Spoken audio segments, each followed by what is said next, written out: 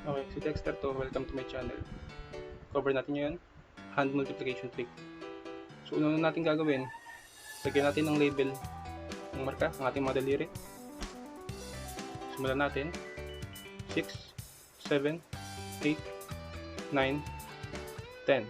Gawin din natin to sa kanang kamay.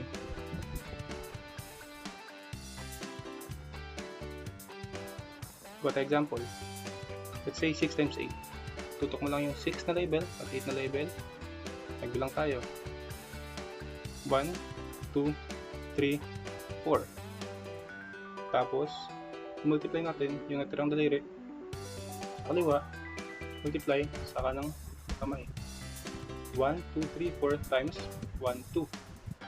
That's 8. So yung kanina na 4, dugtong natin yung 8. We have 48. Next example. Let's say 6 times 6. So bilang ulit tayo. 1, 2. So meron tayong 2. I-multiply natin yung mga natirang daliri. 1, 2, 3, 4 times 1, 2, 3, 4. That is 16.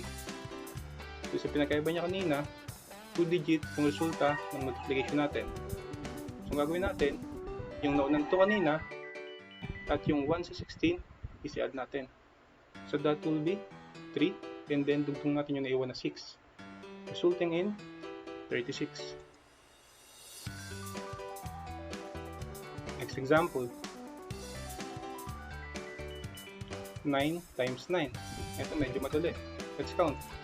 1, 2, 3, 4, 5, 6, 7, 8. And then multiply ang natirang daliri sa kaliwa at kanang kamay.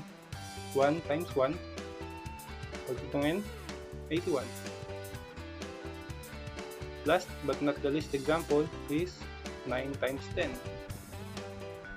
So that's 9.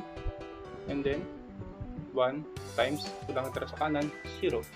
Which results to 0. So 9 and 0, that's 90. Bye-bye.